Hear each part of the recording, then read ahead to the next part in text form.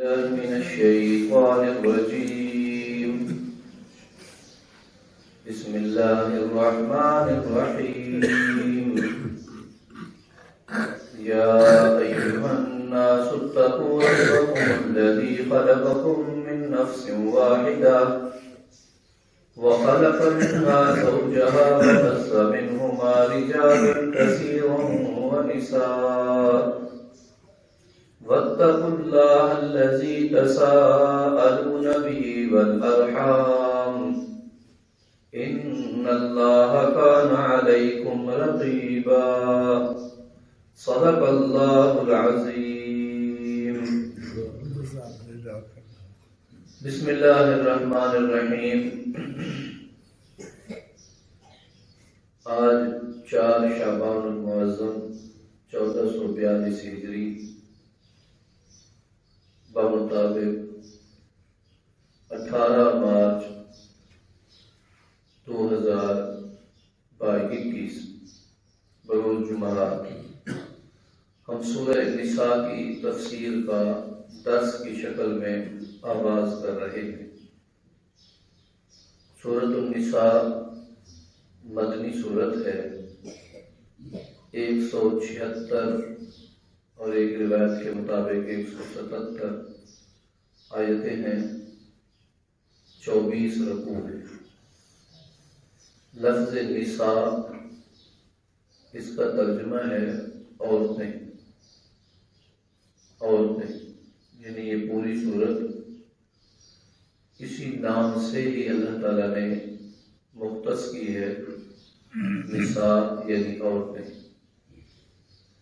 زمانہ اسلام سے پہلے عورت کو وہ عزت اور وقار حاصل نہ تھا جو ہونا چاہیے تھا، جو اس کا حق تھا. یہ عزت عورت کو تمام انبیاء نے اپنے اپنے زمانے میں عطا فرمائی، اور بالخصوص اس کے راسخ اصول جو تھے وہ اس شریعت مطہرہ کا حصہ ہیں جس پر اللہ نے آپ کو اور مجھے عمل کرنے کی توفیق بخشی ہے. جناب رسول اللہ صلی اللہ علیہ وآلہ وسلم کی برکت جلیلہ سے. زمانہ اسلام سے پہلے عورت مثل جانور کے تھی. جانور جب تک اپنے مالک کے لیے مفید رہتا ہے، دودھ دینے والا ہے تو جب تک دودھ دیتا رہتا ہے، وزن اٹھانے والا ہے تو جب تک وزن اٹھاتا رہتا ہے،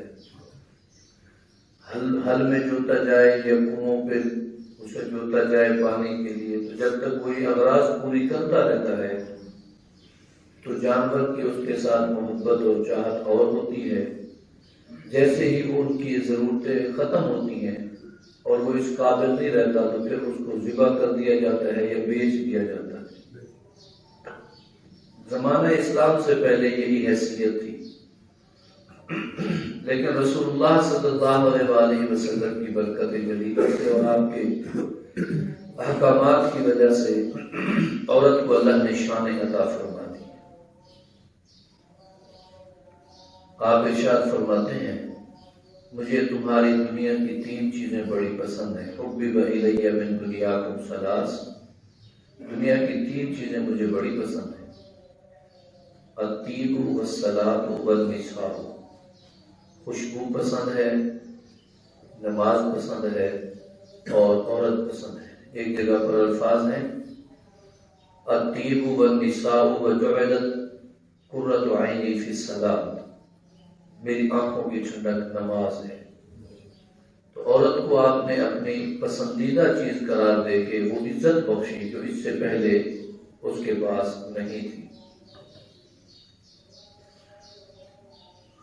اس صورت مبارکہ میں عورتوں کے متعلق مسائل کثرت سے، ورنہ توحید کی باتیں بھی ہیں اور دلائل بھی ہیں، رسالت کے متعلق بھی ارشادات ہیں، قیامت کے متعلق بھی کچھ باتیں آئیں گی، تقابل ادیان بھی بیان ہوگا. مختلف دین ہے دنیا میں اور ہمارے دین کو اللہ نے یہ عزت دی ہے تو کس دلیل کی بنیاد پر دی ہے. کن کن عورتوں سے نکاح جائز ہے یہ تذکرہ آئے گا، کن کن سے نکاح جائز نہیں ہے یہ تذکرہ بھی اسی میں آئے گا۔ پہلے زمانے میں عورت کو وراثت نہیں دی جاتی تھی، بیوی ہو تب بھی وہ وارث نہیں سمجھی جاتی تھی، ماں ہو تب بھی وارث نہیں سمجھی جاتی تھی، بیٹی ہو تب بھی وارث نہیں سمجھی جاتی تھی۔ اسلام نے عورت کا حصہ مختص کر دیا، ماں کتنا لے گی، بیوی کتنا لے گی، بیٹی کو کتنا ملے گا، بہن ہے تو اس کو کتنا ملے گا، اس کے حصے مختلف انداز میں مختلف طریقوں سے، یعنی بیوی ہے اگر اس کے خاوند کی اولاد ہے تو 8واں، اولاد نہیں ہے تو 4تھا، اسی طرح ماں ہے 6، اگر اولاد نہیں ہے مرنے والے کی اور اس کی ماں ہے تو 3، یعنی یہ مختلف اس کی جو نوعیتیں ہیں وہ ساری اسی میں تفصیل سے بیان کی گئی ہے۔ دوسرا اس میں موضوع غالب رہے گا یتیم اور غریب کا مال۔ جس طرح لوگ وراثت کو ہڑپ کر جانے میں جرأت مند تھے اور انہیں ذرا برابر اس کا احساس نہیں ہوتا تھا کہ وہ کسی مورث کا ورثہ کھا رہے ہیں، بغیر ہی اسی طرح یتیم مرد ہوتے یا یتیم عورتیں ہوتی ان کا مال کھا جاتے تو ان کی احتیاط اور ان کے متعلق بھی کچھ باتیں ارشاد ہوں گی۔ نکاح و طلاق کے مسائل بھی اس میں ذکر ہوں گے۔ اب آتے ہیں اس کی اس پہلی آیت کریمہ کی طرف جو ہم نے تلاوت کی ہے۔ یا ایھا الناس، اے لوگو، لفظ ناس جہاں جہاں استعمال ہوتا ہے قرآن پاک میں، کچھ مفسرین کی رائے یہ ہے کہ وہ مکی صورتیں ہیں۔ یا ایھا الذین آمنوا جن آیتوں سے پہلے آتا ہے ان کے متعلق قرین قیاس یہ ہے وہ مدینہ طیبہ میں مومنوں کو مخاطب کیا گیا۔ اسی طرح یا اہل کتاب یہ بھی مدنی ہے۔ یہ ہو سکتا ہے کہ اس کی چند آیتیں جو ہیں وہ مکے میں نازل ہوئی ہوں، لیکن عمومی طور پر یہ جو ہے وہ مدنی صورت ہی تصور کی جاتی ہے۔ یا ایھا الناس، اے لوگو، اتقوا ربکم، اپنے رب سے ڈرو۔ اب پچھلی صورت کی آخری آیت سورہ آل عمران کی اور سورہ نساء کی پہلی آیت، اس پہ غور کریں۔ سورہ آل عمران کی آخری آیت ہے یا ایھا الذین آمنوا، اے ایمان والو، اصبروا وصابروا ورابطوا، تکلیفوں میں صبر کرو، ثابت قدم رہو اور آپس میں رابطہ رکھو۔ واتقوا اللہ، اللہ سے ڈرو، لعلکم تفلحون، تاکہ تم کامیاب ہو جاؤ۔ تو یہاں بھی حکم کیا آیا؟ اللہ سے ڈرو۔ تو تقوی کا حکم پچھلی صورت میں آخری آیت میں تقوی کا حکم، اور اس صورت کی پہلی آیت میں بھی یا ایھا الناس اتقوا، اے لوگو اللہ سے ڈرو۔ تقوی ایسی چیز تو ہوگی نا کہ ابھی پچھلی صورت ختم ہوئی تو تقوی بھی ختم ہوئی، آگے اور صورت شروع ہوئی تو تقوی بھی شروع ہوئی۔ تقوی کیا ہے؟ مختلف صاحب ذوق مفسرین نے مختلف انداز میں اس کے معنی لکھے ہیں۔ ایک اس کا معنی یہ ہے کہ اللہ کا خوف کرو ہر معاملے میں، دوسرا اس کا معنی یہ ہے کہ اللہ کی محبت پیدا کرو۔ اس کی جامع تعریف یوں بھی لکھتے ہیں کہ تمام حقوق کو اس کی شان کے مطابق ادا کرو۔ حقوق اللہ جو ہیں، حقوق اللہ اس کی شان کے مطابق ادا کرو، اور حقوق العباد جو ہے وہ اس کی شان کے مطابق ادا کرو۔ ہم بعض اوقات بندوں کے حقوق کی تو بڑی تاکید کرتے ہیں اور اللہ کے حقوق میں ہم کمزوری ظاہر کرتے ہیں۔ بعض اوقات اللہ کے حقوق کی طرف دھیان ہوتا ہے اور بندے ہماری محبت اور ہماری الفت کے لیے ترس رہے ہوتے ہیں۔ ہم بڑے نمازی، متقی، پرہیزگار بننے کی کوشش کرتے ہیں، لیکن ہمارے عزیز و اقارب ہماری بد اخلاقی سے، بد معاملگی سے تنگ ہوتے ہیں۔ تو ہر حقوق کو اس کی حیثیت کے مطابق ادا کرنا جو ہے یہ حقیقی تقویٰ ہے۔ اللہ ہمیں نصیب فرمائے۔ یا ایھا الناس اتقوا ربکم، اے لوگو اللہ سے ڈرو جو اللہ تمہارا رب ہے۔ اللہ نے اپنے آپ کو ہمارا رب قرار دیا ہے۔ ہم رب کا معنی کبھی یوں کرتے ہیں کہ اس کا معنی ہے پالنے والا، یہ اس کا مختصر معنی ہے۔ رب پالنے والے کو بھی کہتے ہیں، رب سنبھالنے والے کو بھی رب کہتے ہیں، ہر قسم کی، ہر عمر کے لیے، ہر وقت کے لیے، ہر کسی کی ضرورت کو پورا کرنے والے کو بھی رب کہتے ہیں۔ شیر خوار بچہ ہے تو اس کی ضرورت بھی پوری کر رہا ہے میرا اللہ۔ وہ بچپن میں چلا گیا، وہ لڑکپن میں چلا گیا، خوراک کی ضرورتیں ہیں یا لباس کی ضرورتیں ہیں، موسم کے اعتبار سے اس کی ضرورتیں ہیں، مکان اور نان و نفقے کے اعتبار سے اس کی ضرورتیں ہیں، تو یہ ساری ضرورتوں کو پورا کرنے والا وہ ہے جو رب العالمین ہے، جن کا حقیقی نامی اس میں گرامی اللہ ہے۔ تو اے لوگو اللہ سے ڈرو، الذی خلقکم من نفس واحدہ، جس اللہ نے تم سب کو ایک ہی انسان سے پیدا فرمایا۔ یہ انسان اول کون ہے جس سے ہم سب کو پیدا کیا گیا؟ اس کی تفصیل قرآن پاک میں کئی جگہوں پر ہے، احادیث مبارکہ میں بھی ہے۔ اس سے مراد حضرت آدم علیہ السلام ہے۔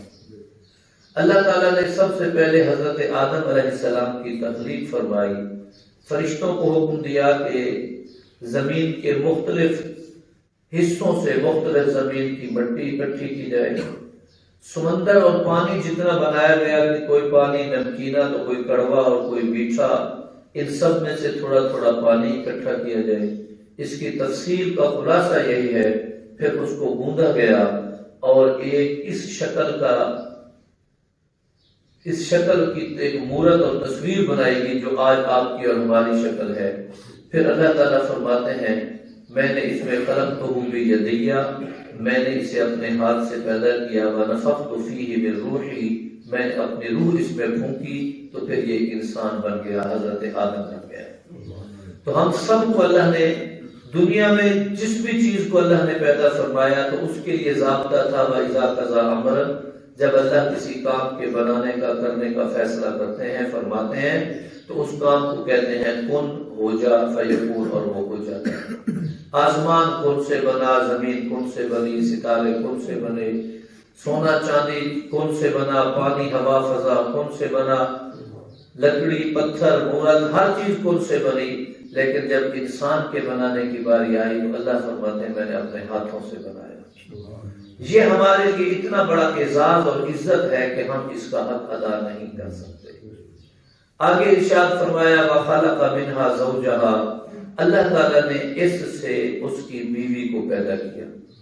نفس واحدہ پر حضرت شاہ ولی اللہ دہلوی رحمۃ اللہ علیہ اپنی حکیمانہ اور فلسفیانہ گفتگو یہ کرتے ہیں، اللہ تعالیٰ نے جسے اپنے ہاتھوں سے بنایا، کائنات میں جتنی چیزیں ہیں، کہتے ہیں کہ 18,000 مخلوق ہے، آبی ہے، بری ہے، بحری ہے، کچھ نظر آنے والی ہے، کچھ نہ نظر آنے والی ہے، ان سب کی خوبیوں کا مجموعہ اور اللہ کی قدرتوں کا سب سے بڑا مظہر جو ہے وہ انسان ہے، سب سے بڑا مظہر۔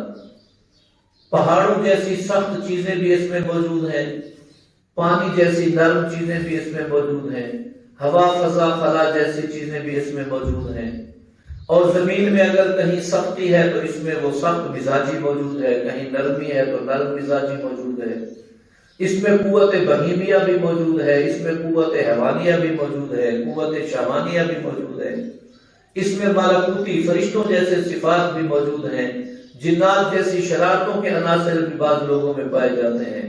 الغرض مچھلی کے تیرنے سے لے کر پرندے کے اڑنے تک، رینگنے سے لے کر دوڑنے بھاگنے تک، ہمیں کچھ سمجھ آئے تب بھی، سمجھ نہ آئے تب بھی، تمام قدرتوں کا شاہکار اگر کوئی ایک ہی وجود ہے تو وہ انسان کا جسم ہے۔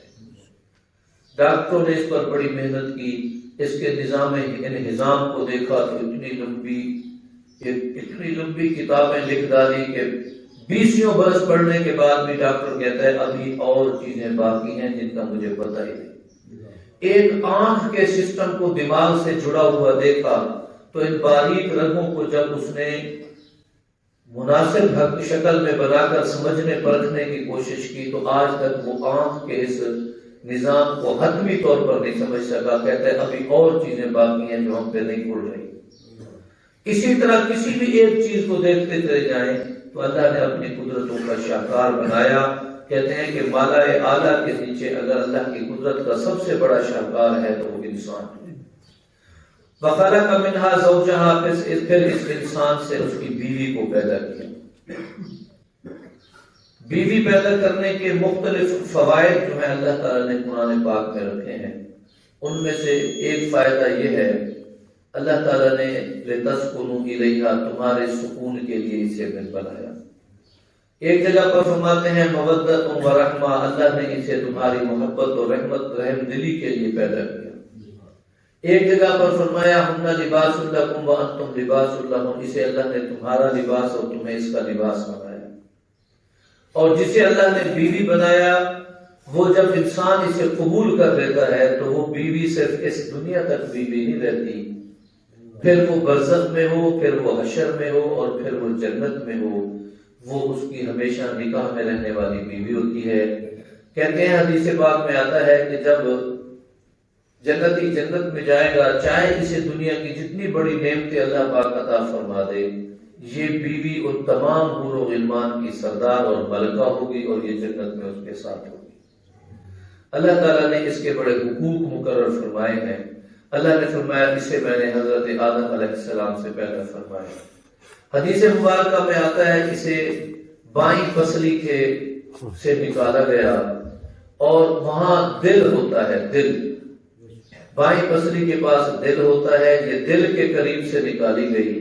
تو یہ سخت انداز، سخت رویے کے لیے نہیں نکالے گی، دل کے قریب سے نکالنے کا معنی ہے یہ دل لگی کے لیے ہے، اس کا دل توڑنا نہیں چاہیے، یہ صرف نازک ہے. اللہ رب العزت فرماتے ہیں وَبَثَّ مِنْهُمَا رِجَالًا كَثِيرًا وَنِسَاءً، اللہ تعالیٰ نے پھر ان دونوں میاں بیوی سے ایک نظام وضع فرمایا. اس سے پوری کائنات میں انسان مردوں کو بھی پیدا کیا اور عورتوں کو بھی پیدا فرمایا. اس وقت دنیا کی آبادی 5 ارب کے قریب ہے اور تقریباً ہر زمانے میں انسانی آبادی سے یہ زمین کھچا کھچ بھری رہی ہے. یہ سارے انسان ابا آدم اور اماں حوا کی اولاد ہیں. وہاں سے یہ پیدا ہوئے اور وہاں سے چلتے چلتے آج دنیا بھر گئی.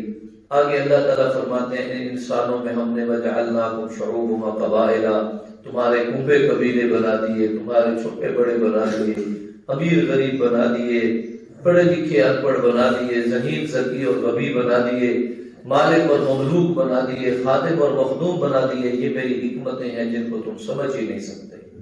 تو ہم سارے اسی سے بنے ہوئے ہیں. ہمارے ایک بزرگ گزرے ہیں مولانا عبد القادر ڈیروی رحمۃ اللہ علیہ، وہ فرماتے تھے کہ ہم سارے جس نظام کے تحت وجود میں آئے ہیں وہ نظام میاں بیوی کا ملاپ ہے اور اس کے بعد ہم بنے ہیں.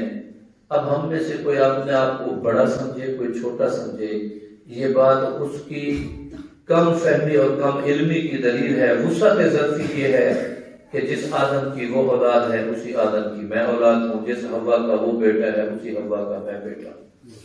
ہم سارے انسان اس حیثیت سے برابر ہیں. رسول اللہ صلی اللہ علیہ وسلم نے بنیادی حقوق کے طور پر انسانی فلسفہ جو بیان کیا حجت الوداع کے موقع پر وہ یہی تھا کہ تم تمام انسان برابر ہو. تم میں سے لا فضل لعربی علی عجمی ولا لعجمی علی عربی، عربی کو اجمی پر اور اجمی کو عربی پر کوئی فضیلت نہیں سوائے تقوی اور پرہیزگاری کے. آخری آیت واتقوا اللہ، اللہ سے ڈرو، الذی تساءلون بہ، جس اللہ سے تم ہمیشہ سوال کرتے ہو.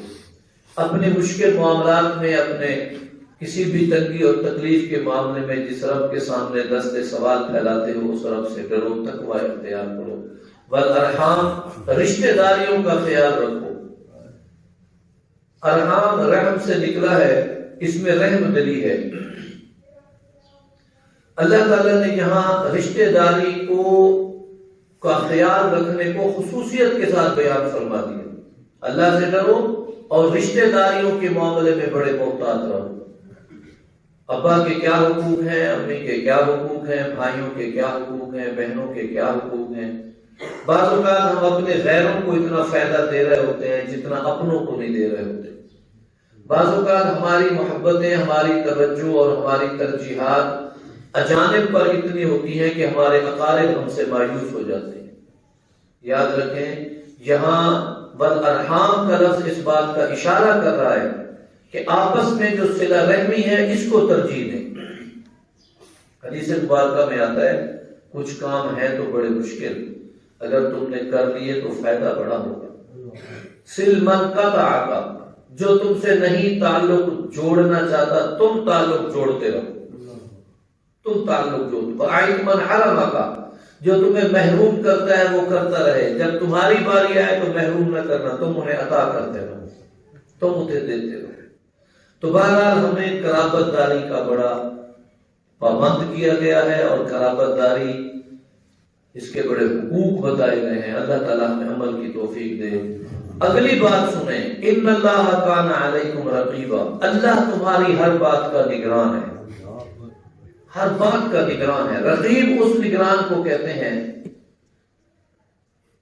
اسے علماء ادب جو ہے ایک عجیب معنی اس کا پیش کرتے ہیں۔ رقیب کہتے ہیں کہ ایک ہی چیز کے چاہنے والے دو ہوں، دونوں کی یہ خواہش ہے کہ یہ چیز مجھے حاصل ہو جائے، اب وہ دونوں اس چیز پہ بھی پوری نظر رکھتے ہیں، آنکھ کھول کے رکھتے ہیں، اور اس چیز کا جو دوسرا چاہنے والا ہے اس پہ بھی نظر رکھتے ہیں کہ کہیں یہ بٹور نہ جائے، لے نہ جائے۔ وہ اگر ہنس کے ملتا ہے تو یہ اس سے زیادہ ہنسنے کی کوشش کرتا ہے۔ ایک ہی محبوب ہے، اس کے دو محب ہے، ایک محب چاہتا ہے کہ یہ مجھے مل جائے، دوسرا محب چاہتا ہے یہ مجھے مل جائے۔ اب دونوں ایک دوسرے کو خوب دیکھ رہے ہوتے ہیں، واچ کر رہے ہوتے ہیں کہ یہ کس طرح انداز میں ملتا ہے اور اس کا دل جیت لیتا ہے، میں اس سے بھی بہتر انداز میں ملوں اور اس کا دل جیت لوں، محبوب کی نظروں میں بھی بہتر رہوں اور اپنے رقیب کے سامنے بھی میری نظر جو ہے اس کے مقابلے میں بھی زیادہ آسائشیں اس کو مہیا کر سکوں۔ تو اللہ فرماتے ہیں میں رقیب ہوں، تمہاری ایک ایک چیز پہ میری نظر ہے کہ ابا کے ساتھ تم نے کیسے بولا، امی کے ساتھ کیسے بات کی، رشتہ داروں کے حقوق کا کیا خیال رکھا، پڑوسیوں کا کیا خیال رکھا، اپنے پرائے میں کیا فرق کیا، ماں بہن بیٹی میں کیا تمیز کی، بڑوں میں چھوٹوں میں کیا ادب اختیار کیا، تقوی کا کیا معاملہ کیا۔ اللہ تعالیٰ فرماتے ہیں مجھے یہ ذہن میں اور میں دیکھ رہا ہوں۔ اسی ایک آیت کریمہ میں 2 مرتبہ اللہ نے ہمیں تقوی کی ترغیب دی ہے، یا ایھا الناس اتقوا ربکم۔ اب یہ بیان کر کے پھر فرمایا واتقوا اللہ الذی تساءلون بہ والارحام۔ ایک ہی آیت میں 2 مرتبہ ہمیں پرہیزگاری، خوف، تقوی کا حکم دیا گیا۔ آخر یہ بات اتنی اہم تھی تو اللہ تعالی ہماری توجہ اس طرف فرما رہے ہیں۔ اللہ عمل کی توفیق عطا فرمائے۔ وآخر دعوانا الحمدللہ رب العالمین۔